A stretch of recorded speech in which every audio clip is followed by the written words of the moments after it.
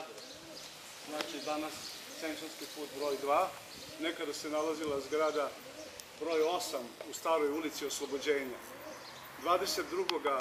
februara 1935. godine tu je rođen Danilo Kiša.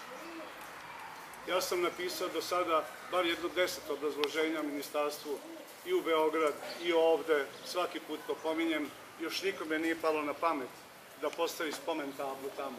Uglavnom spašavamo taj ćošak tamo zgrade, kako umemo i kako znamo, postavljamo stubove, orezujemo ogradu, sadimo ogradu i tako dalje.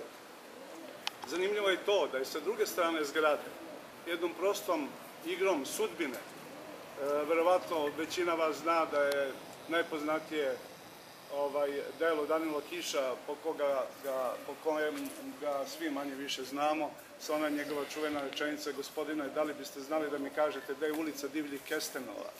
To nije ta ulica. Ulica Divljih Kestenova, o kojoj piše Kiš, se nalazi u Novom Sadu. To je bivša Ćirpanova ulica ili Bemova ulica.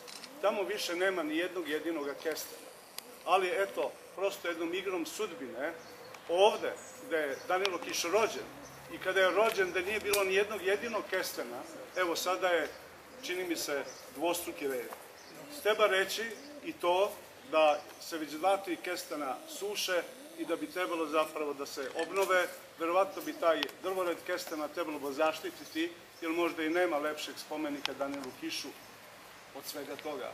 To je još jedna priča zapravo o ovoj zgradi i uopšte ovom kompleksu i verovatno i o tome o čemu danas svi govorimo. Hvala lepo.